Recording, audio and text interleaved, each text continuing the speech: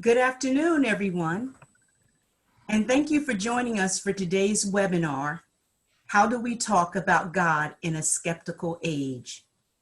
My name is Gwen Dorsey, and I'm the graduate counselor for the Schools of Divinity, Counseling, and Social Work here at Cairn University.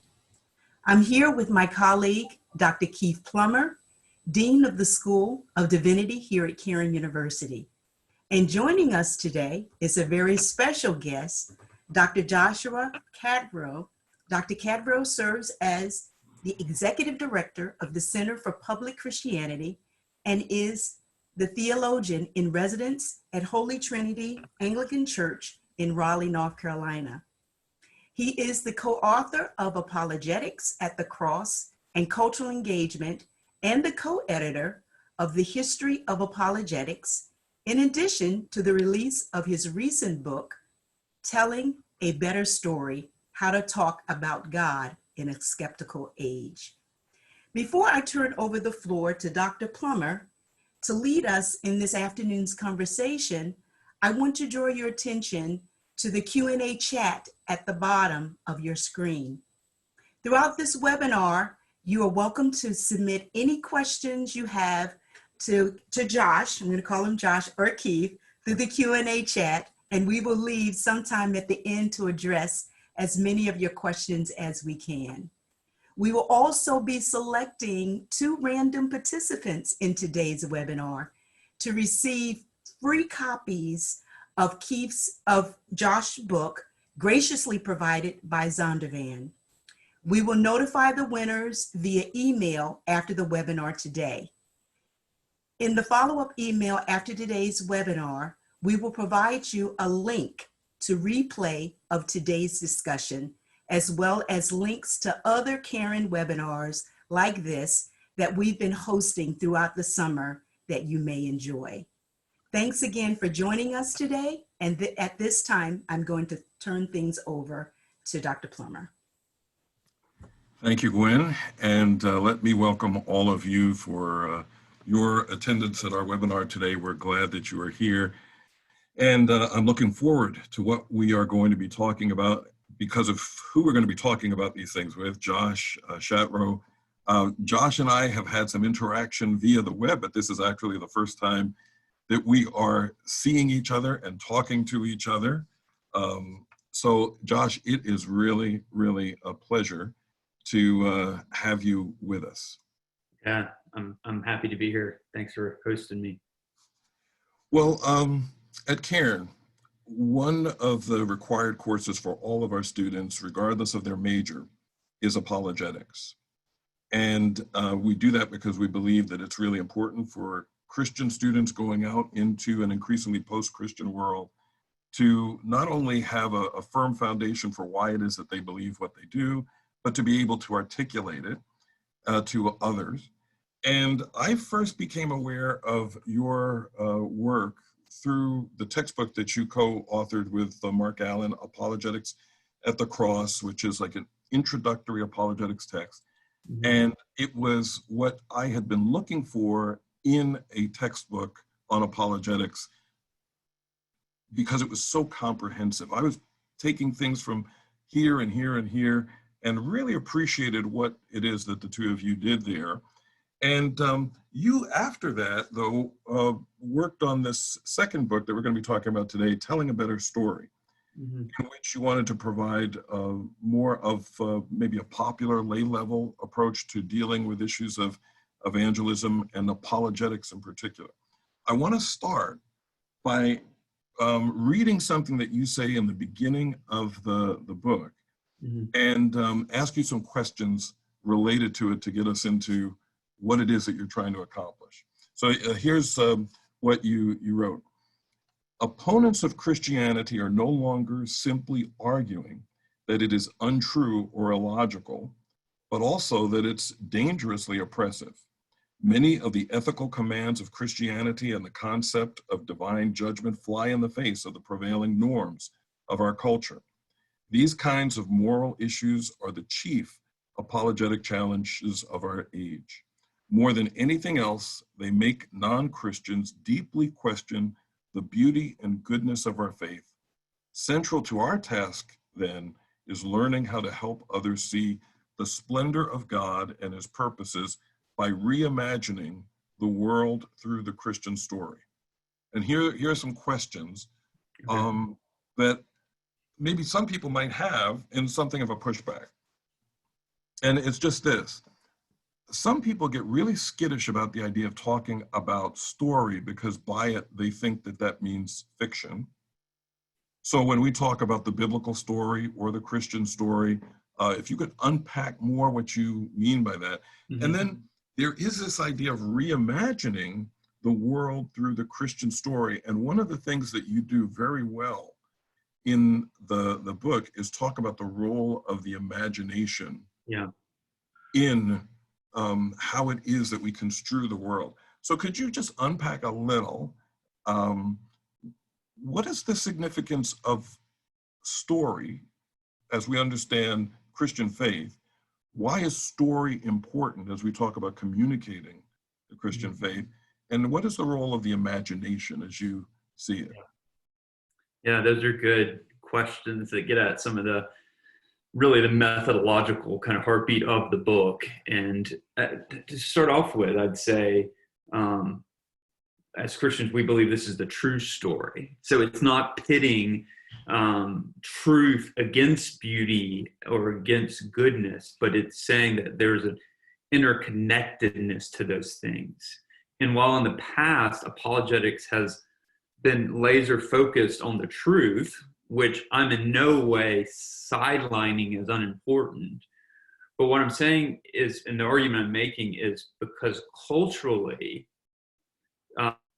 it used to be in a Christian society, and what I mean by that, not that everyone was a Christian, but that in a society where Christianity is seen as maybe it's not true, but it's at least good or at least neutral. In other words, you go to Christianity to get some kind of ethic, you become a better citizen, a better person, than having a laser focus on pretty much exclusively, is this true, I think is, could be more effective. But when the culture has said, hey, this isn't actually good, this, whether it's, we don't, it's not that we just think that this is irrational. We do think it's irrational, but it's not making good people. It's not making virtuous people. It's, by the way, Christians, this isn't new to Christians. The early church faced the same sort of claims. And Augustine faced the same sort of claims. And so sometimes when you start talking about story, people can say, well, that's a postmodern thing. We shouldn't really worry about, don't do story, let's just focus on truth. Well, I would want to make the case that, first of all, story is at the heartbeat of what the Bible is. The Bible's telling a grand story. It has full of different genres, but the most frequent genre is narrative, is story, and then it tells the big story of God and what he's doing in our world. And then I would say early on, you have, I mentioned Augustine, but he is in some sense out narrating the pagans and their account of Rome to say, no, this is what's really going on. And so I would say, number one, it's being aware of our cultural environment by using story. It's being aware of, to point to the beauty and goodness of Christianity, but it's also being aware of how the Bible works and also history. So I think it's not as if we have to go to kind of postmodern to get the idea of culture, to get the idea of story and how important story is. I think we see that in the Bible. You see that in Jesus' ministry, that story is an effective, persuasive tool that we shouldn't be scared to tap into. And then how that's connected with imagination is, the philosopher Charles Taylor talks about how we all inherit a kind of social imagination. In other words, what he's arguing is what we see as common sense or just rational, it just makes sense, is often because of what we've inherited from the society we live in. And that's largely based on the stories society tells, the hero stories. And that's not something just people of, antiquity did with their myths. Today we have our own myths. It's called Netflix and Amazon and Spotify. And so we absorb these stories of the good and the true and beauty from the stories that our culture says. And then when we say something like, you be you, that's the meaning to like, you be you, or look within yourself.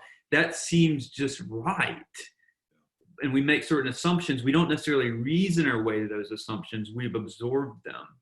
And so I think what we have to do is we have to, as C.S. Lewis did, we have to give people a better story to tap into their imagination about the true story. And I think oftentimes the first step is opening up people's imaginations, how they see the world, before they'll consider the truth of Christianity. So it's not sidelining that truth question, but it's recognizing that we're not simply computers working out an algorithm to find truth. We're these living, breathing, embodied, desiring, loving, worshiping beings. And so it's not as if we're just calculators. And so a lot's going on when we decide. And I know I've given a long answer, but one more thing, Keith. All right. The way I talk about this sometimes is, I think deciding on Christianity or deciding on God is kind of like deciding on who you're going to marry. And what I mean by that is sometimes we use law court analogies to get at this. And I know what folks are trying to do that when they're, does the evidence demand a verdict in this kind of genre of but I think it's more like, you can't just be a juror and then walk away from the case, right? This is about what you're going to commit your life to. And when you make big decisions in life, who you're going to marry, where you find meaning and significance, what you're going to live for. Those are decisions full of passionate, gut level things going on, and it's complex. And so I think we need to have a fuller picture of what humans are and how they make decisions. And that goes into this kind of story, imagination, reason, experience all together in the book. And then to try to give people a model to actually have conversations in light of that. Yeah. And so in order to do that, another thing that you focus on is how important it is when doing apologetics and evangelism to listen. Yeah. And oftentimes when we think about apologetics, the image that comes to mind, maybe because of what we have experienced in terms of seeing debates and so forth, is kind of like the solo speaker who is maybe lecturing or arguing in a formal way. But what you're getting at is one of the things that I really appreciated, both about apologetics at the cross and telling a better story, is when you talk about this witness bearing and commending the goodness, the truth, and the beauty of the gospel, you also talk about how it is that there is a corporate dimension of apologetics that appeals to more than just the rationality of people. Could you say a little bit more about the role of the church in the task of apologetics?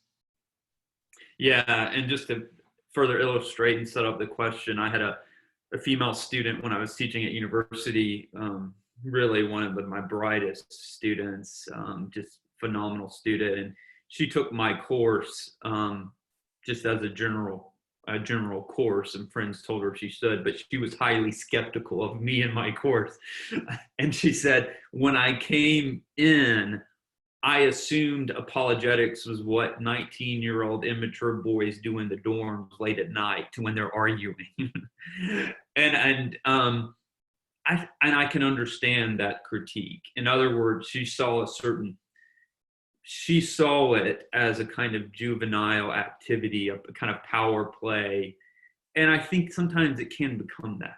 It's about winning and kind of showing your intellectual prowess over someone else. And she kind of, she saw that. And I think, and fortunately through the course, she began to see apologetics as something a lot something different than that. And there's a place for debate. There's a place for those, intellectual forums on a college campus where Christians are being bullied and a kind of a high-level philosopher shows up. I do think, though, that has kind of gotten, I'll pick up on this term again, that's gotten into kind of our collective imagination about what apologetics is, and that's just not real life for most people. It's with their neighbor or their friend or their parents or their brother and sister, and they're trying to have a conversation. Mm-hmm. And that is a very different context than kind of showing up to a debate with, your guns ready to go.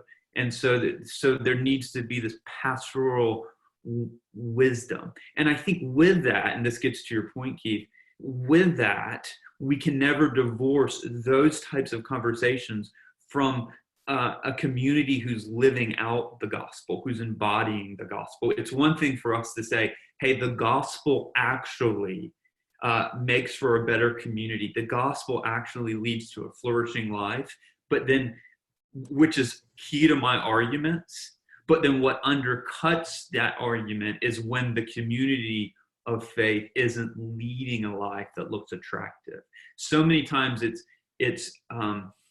I tell the story about, I'm mentioning Augustine here, I'm showing some of my theological background, but in Augustine's Confessions, when he meets, Augustine is this super smart, smarter than all his teachers, comes up through the ranks, and his mom wasn't Christian, but his dad wasn't, and Augustine was highly, skeptical of Christianity. He saw it as this kind of, not very smart people.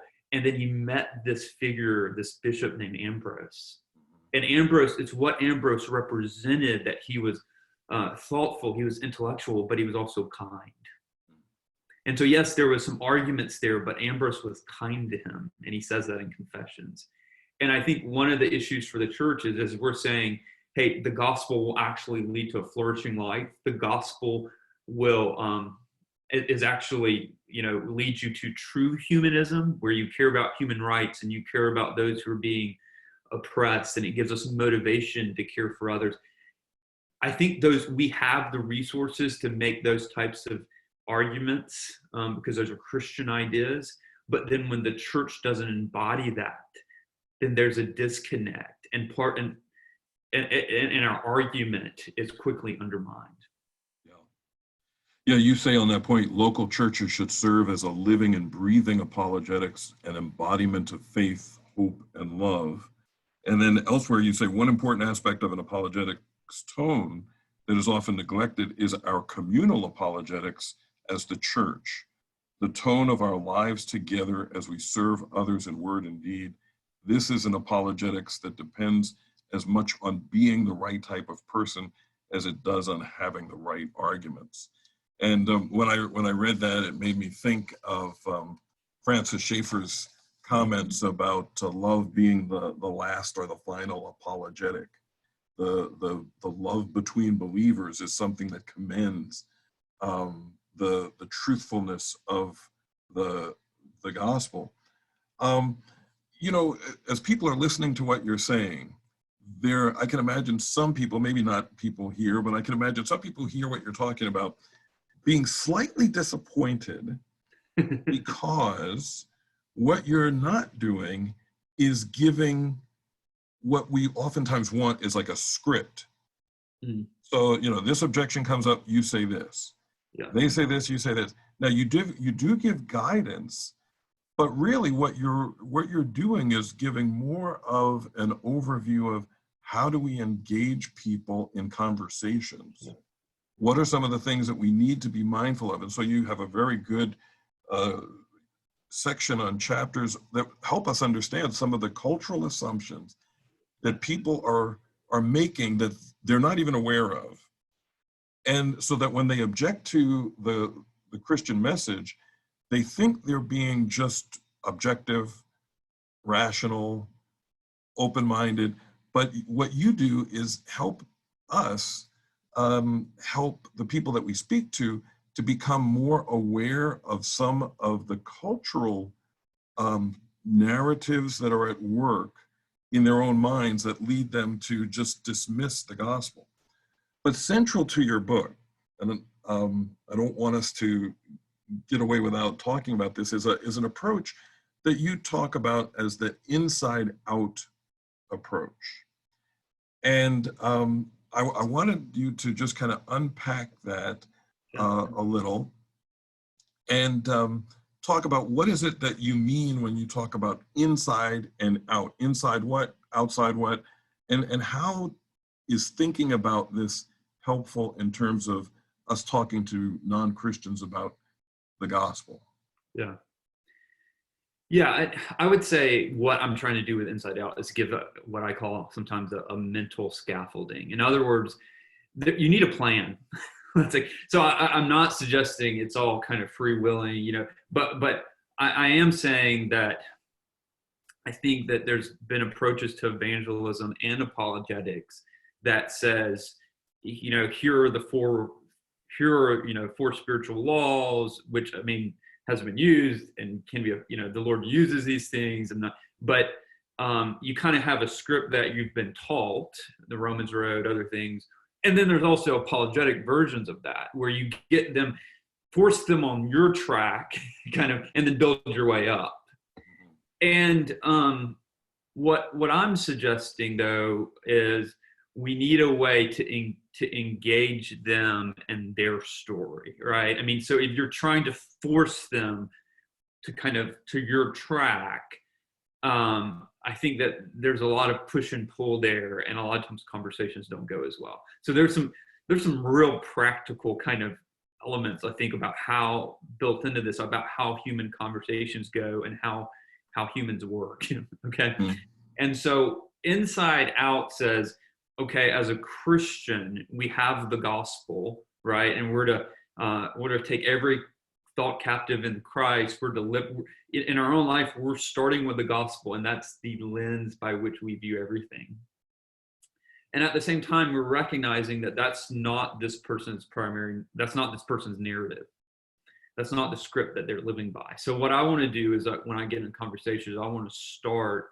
And a real practical question here is, hey, you know what? Tell me your story. Yeah, I mean, I found that people like to talk about themselves, and I think that's countercultural just there. If I can stop and say that, I think we're very eager to say, hey, this is how I feel. This is my story. But to come up to somebody and just say, hey, tell me your story. I find that people are really eager to share that. But if you begin to listen closely, you'll begin to hear them. As they're describing their story, you'll hear them talk about things that are important to them, where they find meaning, where they find significance, where they find morality. You'll start hearing kind of central features of what I call personhood, what N.T. Wright's called vocational signposts. But these are kind of, I think, almost, we're gonna find meaning in something. That's what humans do. We're gonna worship something. That's what humans do. So to be looking for these things. And as you're listening to them, say, what are some things here that I can affirm that they're saying? What are some things that I need to challenge in what they're saying?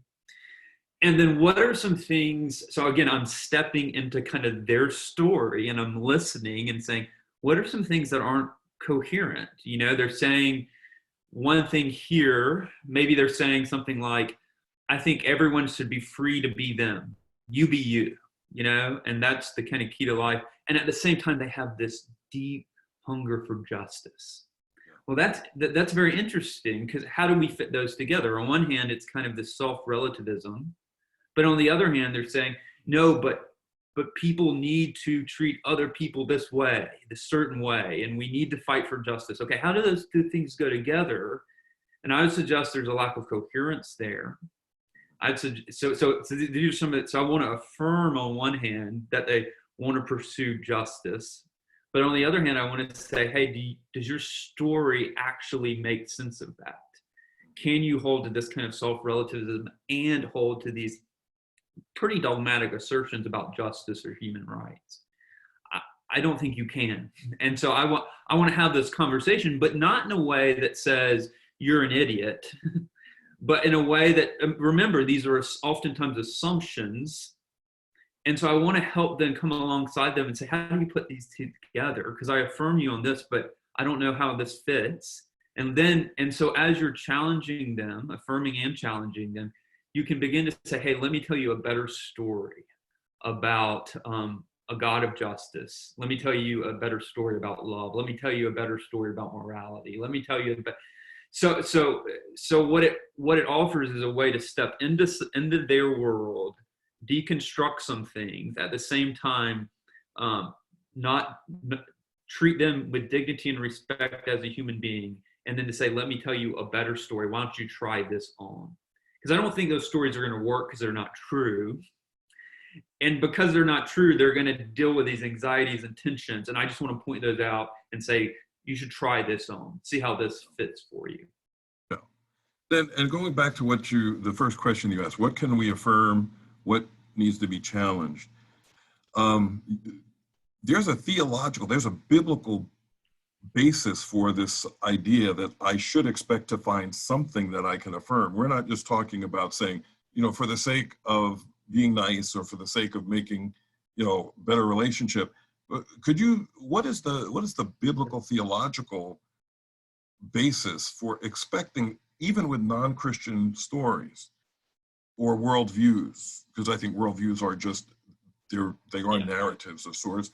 Why is it that we as Christians should expect to find things that we can affirm even in competing stories? Yeah.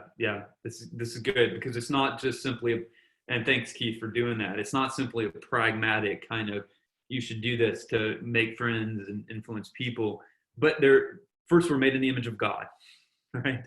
So we have God's image imprinted on us. We are, there's a theological doctrine called common grace, and meaning that not everyone is as bad as they could be, and that God in his grace restrains evil. My lights went out. Okay. Sorry about that. No problem.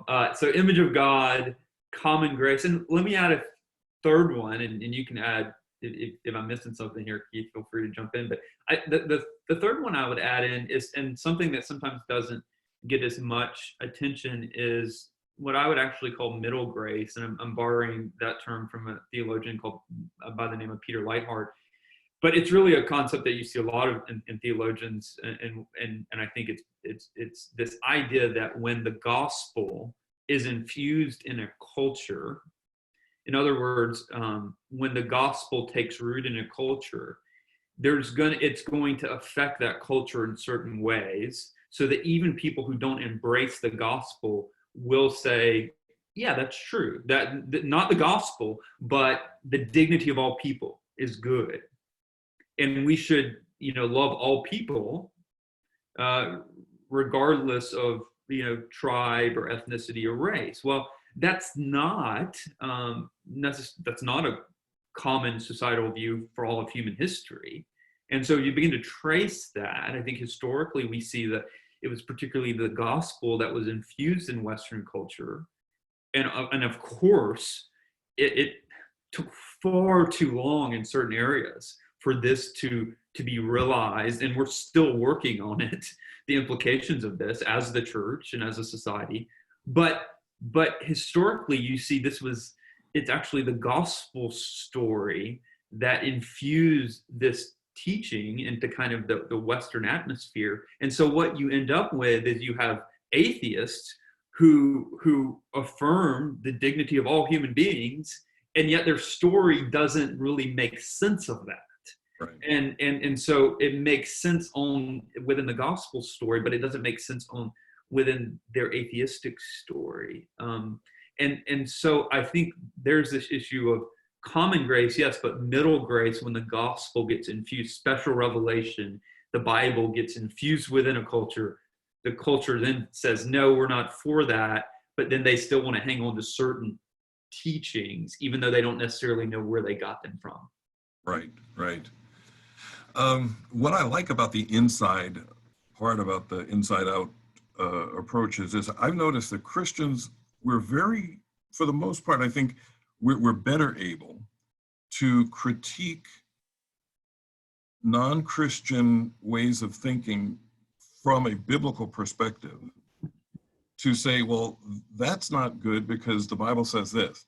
And certainly there's a necessity of that, but the inside aspect that you're dealing with is helping Christians to be better able to internally critique competing stories on their own terms. Mm-hmm. What you were talking about in terms of entering into it, asking, okay, what is worthy of affirmation? What is in need of challenge? And then there's a second question that goes along with this aspect of stepping into it. Where do these assumptions lead?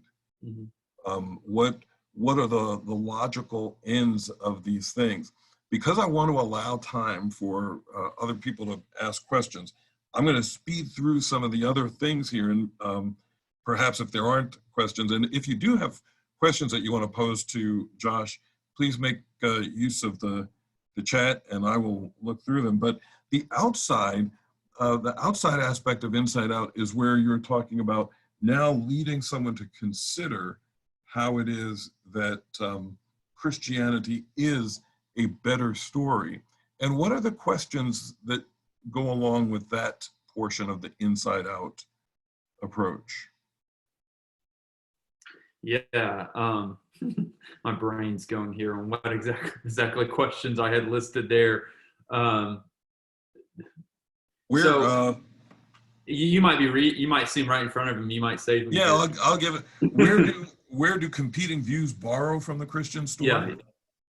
And how is it that the Christian story offers a better explanation for our experience, observation, and history? Yeah. Thanks, Keith. Sure. I'll riff off that for just a minute. I think I've kind of covered the borrowing. I mean, I think so. Oftentimes they've borrowed. This gets into the middle theologically. What I labeled middle grace, where oftentimes they've absorbed part of the Christian story and they don't realize it. So a new book that really illustrates this really well, and is Tom Holland's new book, that the British.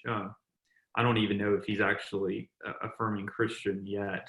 Mm-hmm. He will be, but he's just recognized that so much of Western cultural morality has been built on Christianity and the Bible, the scriptures, and that the world he loved, which was growing up, which is the kind of Greco-Roman world, that world was so, the brutality of that world was so foreign from his kind of progressive secular humanism that he embraced. And so he began to, as a historian, just doing his historical work, to realize so much of kind of his moral terrain that he deeply believed in was actually Christian. And I think that we need to learn to capitalize on that.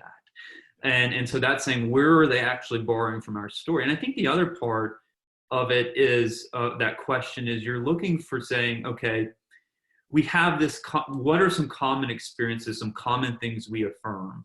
Whether I mentioned justice earlier, but what are some, morality in general, or this kind of deep desire for beauty that, you can explain beauty in a certain sense on purely atheistic evolutionary terms, but it leaves you pretty flat and empty, and it undermines the experience of beauty if it's simply a vestige of kind of hunting rights and reproduction.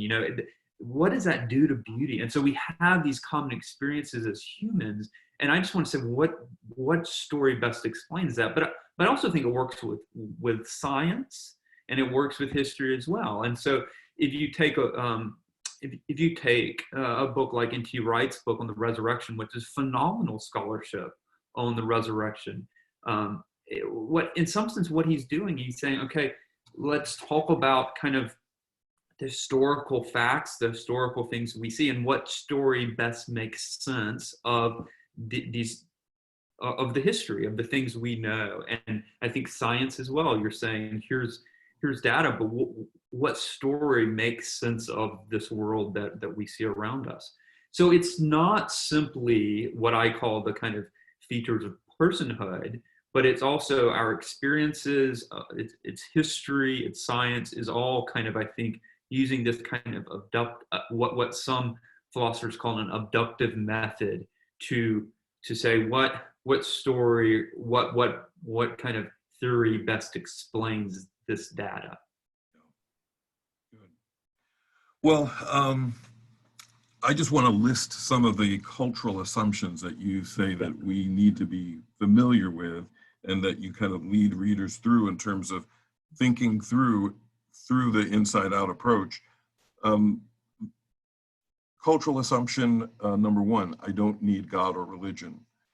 Cultural assumption number two, you have to be true to yourself. Another cultural assumption, the ultimate goal in life is to be happy. The next, it's okay to be spiritual, but not to say that your religion is the only way or attempt to bring it into the public square.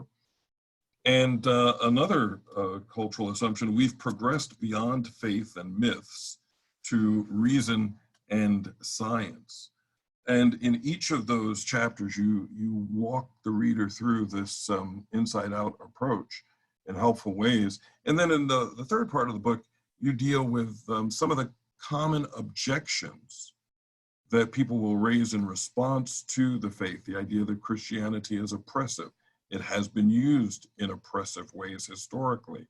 And there you deal with issues like, for example, of slavery, segregation. The question of whether or not Christianity really presents a loving God. And there you deal with the problem of evil and God's judgment. And then questions about supernaturalism, miracles, the accuracy, historicity of the Bible, some of the things that we might more traditionally associate with apologetics. You do cover those as well. I want to pause and see, and I want to make sure that I am not missing chat. The only thing that I see is from Christopher Talbot. And so if I am missing others, someone please let me know. But Christopher Talbot had said, I resonate with the critique of thinking about apologetics as primarily judicial. Dr. Plummer mentioned critiques about using story and how that may seem fictional or relative is something akin to Peter Berger's plausibility structures, and you do talk about plausibility structures in the book. A good middle way to talk about worldviews, or does it have its own challenges? So does this idea of plausibility structures, a term that you didn't necessarily use, but I would imagine you would say there's merit to what Berger was getting at. Yeah. Yeah, I mean, I think in some sense, and we might use it in apologetics at the cross, because we're certainly, I think plausibility, structure, and social imaginary, as the philosopher Charles Taylor uses the term, they're very similar, and I think that's this kind of, just for folks tuning in here, plausibility structure is what seems plausible to us, and one way to illustrate this is to say, you have a friend who comes to you and says, hey, I've been having these kind of dark visions, and I feel like, things are chasing me, and what should I do? And I think for many in the Western culture, they'll say, you need to go to a psychologist. And that would be the immediate kind of intuition.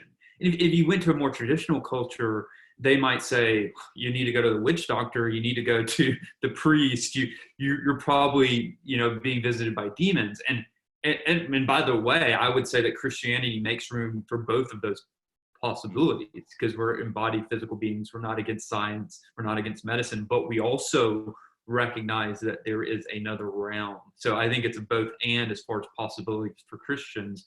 But I think as Westerners, we tend to go with that first option, because what naturally seems plausible is there are purely material chemical causes to these visions, whereas somebody in a more traditional culture, it's not, this is not based on IQ, in other words. This is based on the prevailing cultural narratives and what's assumed.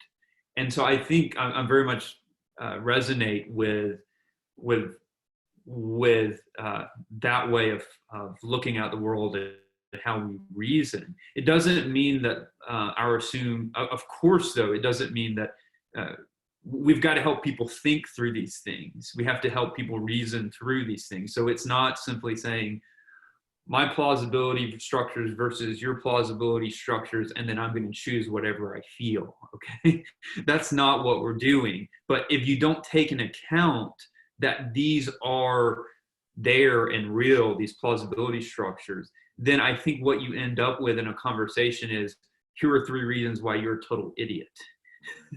Right? And because our narratives are different. And so then we just talk past each other. Okay. Right. And so instead, what we have to do is, that's why it's you coming inside their narrative and you pick it apart from the inside, while also finding ways you can affirm certain elements of it too, if there are obvious ways to do that. So I do think, I don't know if I answered your question, Chris, but I do affirm that. But I think sometimes when people hear it, they think, okay, well, it's just this kind of, do what you feel. Obviously, we're going to have to use reason here, but oftentimes it's coherence, and implications of your view and these types of arguments, at least initially. Right. Good. If you are trying to make use of the chat area, please make sure that you have it such that it says all participants, so that I can actually see it. Sometimes it goes only to certain people. Since you used that analogy of the witch doctor and how it is that cultural assumptions are going to play out in terms of what it is that we find more or less plausible,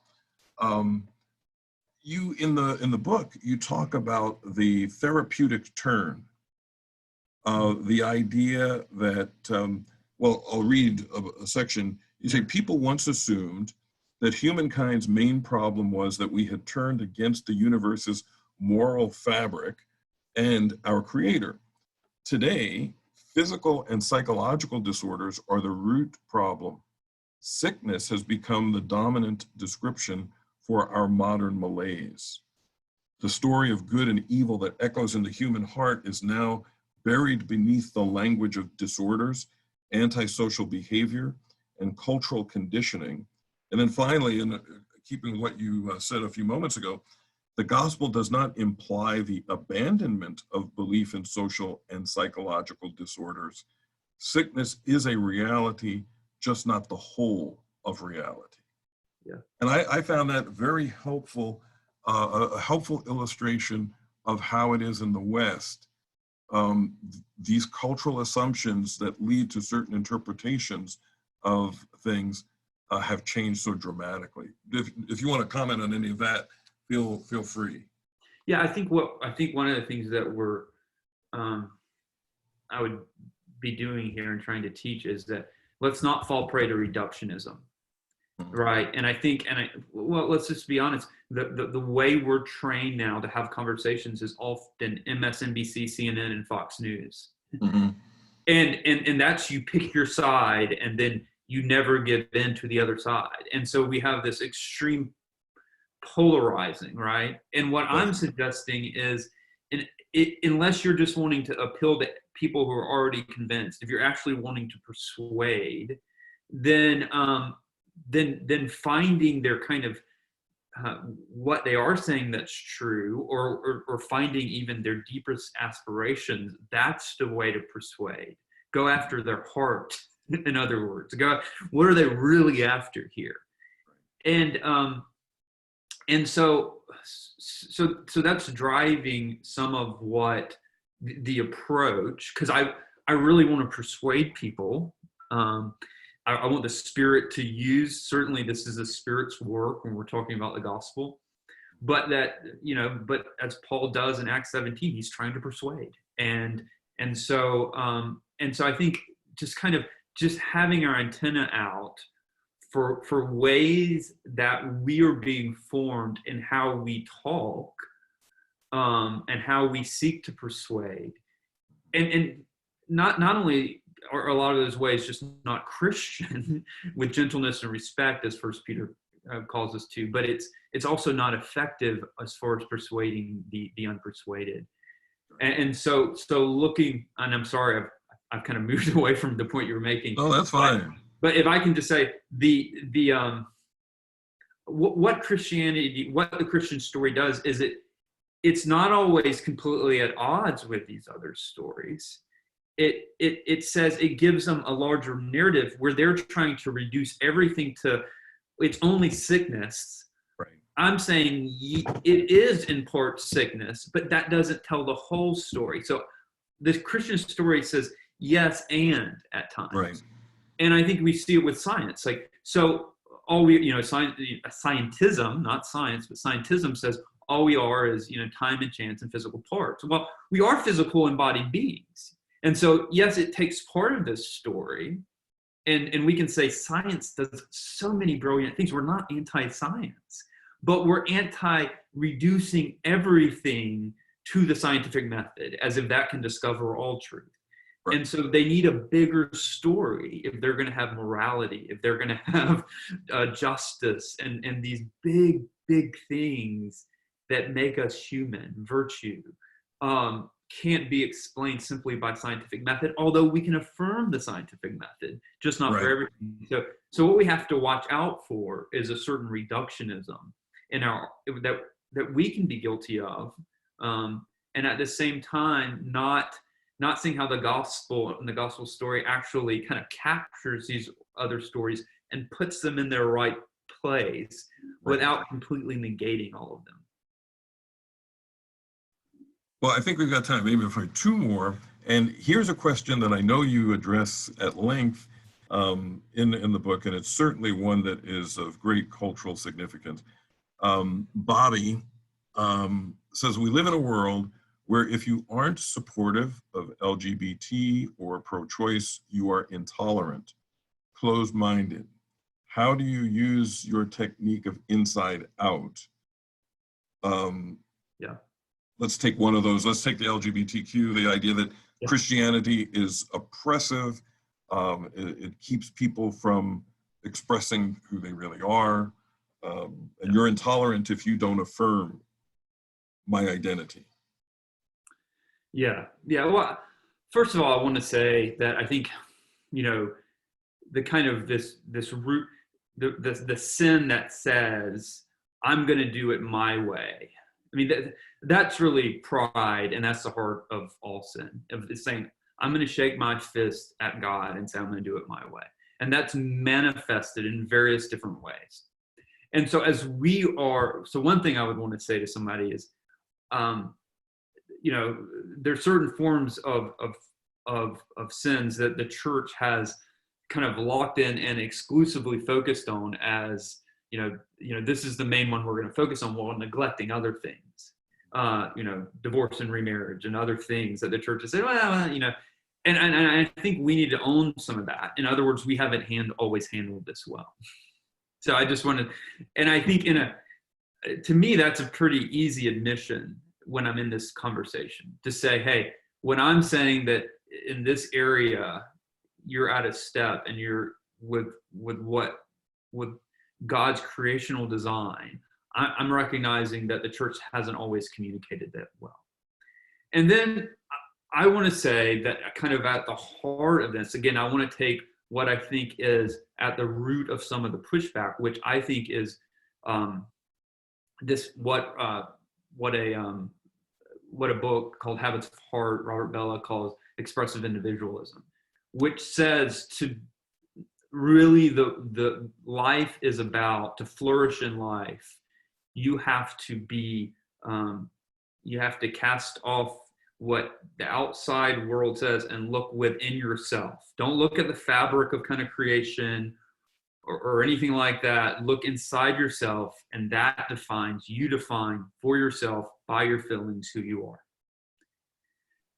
And I think that there's some things to be said here. One thing to be said is that, well, in some ways, I think this is a long development that's in part a response to a kind of hierarchical society that says, no, you have to be what we tell you you are. And if that's if your dad was if you're a woman, that's very, very limited in what you can be. If you're in the military, if your dad was in the military, you're going to be in the military. It's a very hierarchical structure.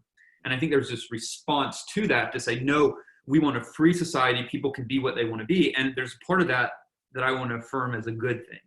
But I think the problem with that is when you begin to say, when you completely unroot that from the fabric of creation and from God's design, then what you end up with all of these problems and anxieties, and it doesn't actually work. Okay. And let me list a few reasons why it doesn't work. One reason it doesn't work is because if you're judging who you are, your identity is based on what you feel. The problem with that is that I'm 38-year-old man, and each day I feel different things, sometimes very competing things. And when I'm going to have a teenage daughter pretty soon, and she's going to be going through a time where she's very much feeling different things because of the chemicals in her body. And if we root identity on that, it's going to create so much it's going to be incredibly unstable. And so there's lots of problems with that. It's an unstable identity. The other thing is, again, this is how, if we're always saying it's what I feel inside, the problem is that culture is telling you what feelings to affirm and what not to. In other words, we feel different things, and the culture is telling you, for instance, if you live 1,200 years ago in a traditional society, culture would be saying, if there was a man who had feelings for someone who was of the same sex, the culture would be saying, no, that's not who you are, and they would learn to push down that feeling. But they would maybe, if in a very brutal culture, they would have a feeling that they should go and kill anybody who disrespects them. They would say, yes, you can do that, and you'd be a courageous man. But if you fast forward that to 1,200 years later in our society, it's just the opposite. You might have two competing feelings inside of you, but the cultural narratives are such that, we'll see where things are headed, but the cultural narratives for much of the modern moral order is, no, you can't just go, go knock somebody off who's made you upset and disrespected you. That's not how you can act. But as far as sexual identity, you're free to choose. And so my point simply is that we have these different feelings, and culture, we can't escape culture. In other words, the stories of cultures always telling us what we should affirm and what we should suppress. Yeah, there's no such thing as a complete isolation. That's right. And so the idea that you can somehow I'm just free to be me. But it's actually these cultural narratives that are telling you what the true me is, because you're feeling different things.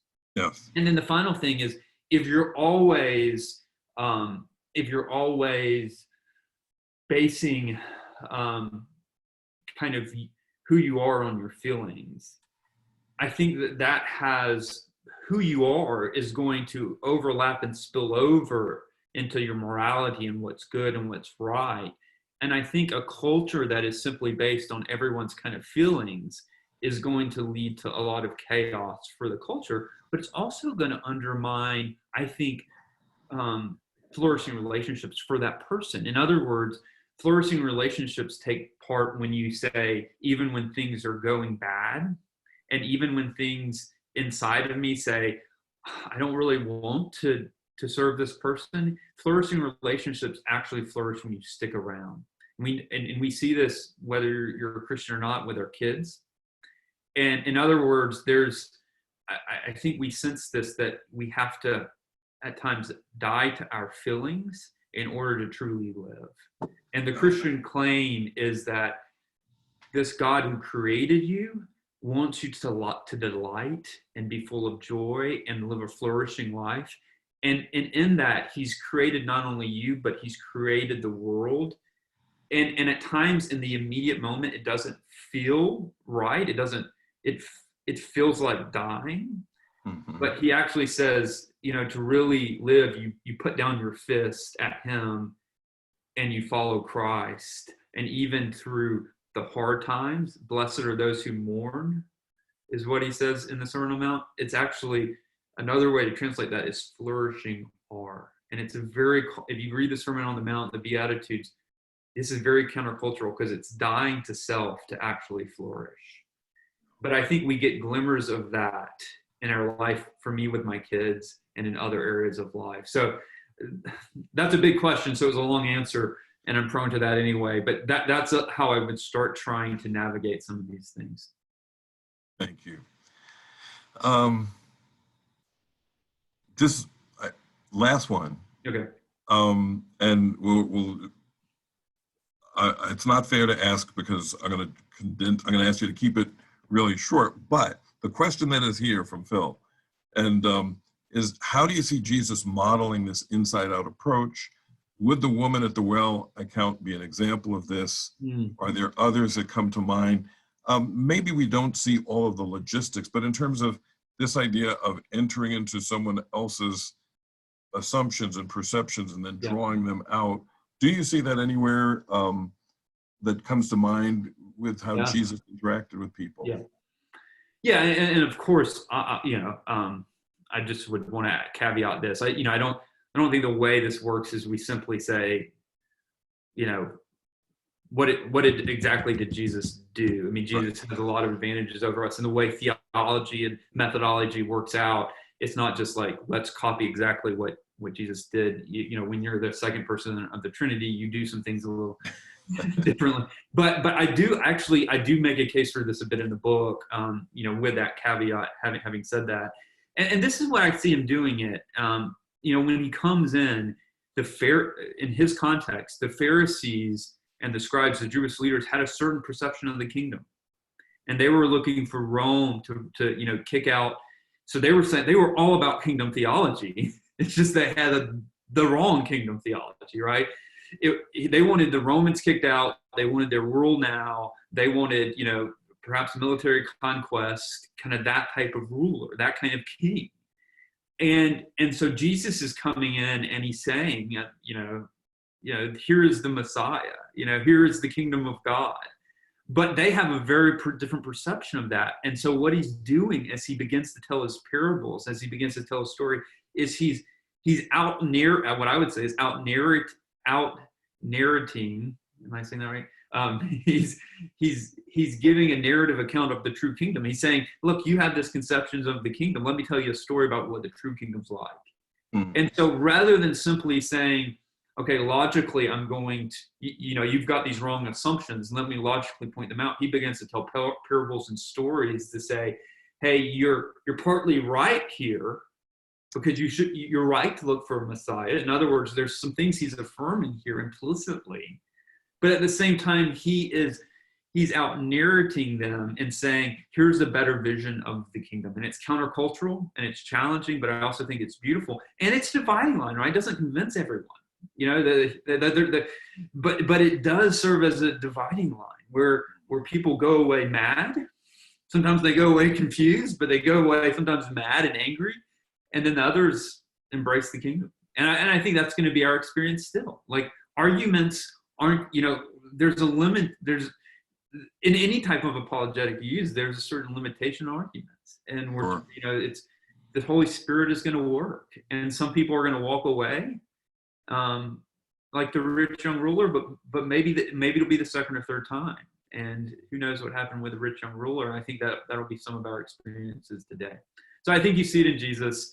But granted, I wouldn't want to claim too much, as if, too much from that. Right. Well, I am going to invite Gwen to come back because she's going to close us out with some announcements. But Josh, it has been a real pleasure to have you with us.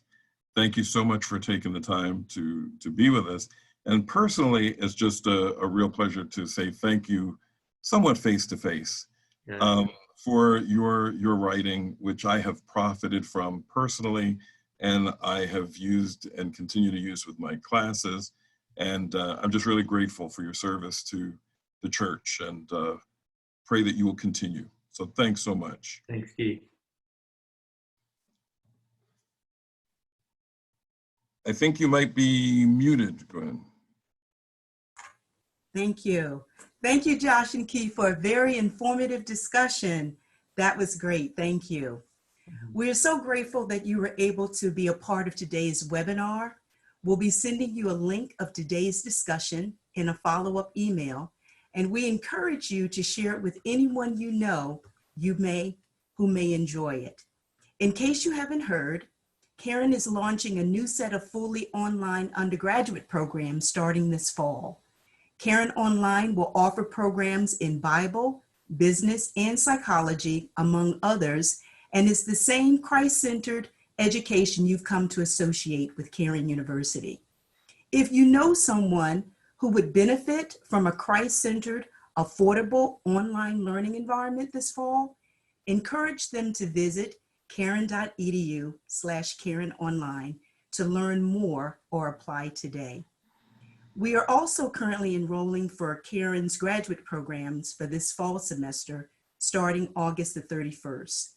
If you're considering furthering your education or interested in auditing a class, inquire today or email admissions@karen.edu to connect with one of our counselors.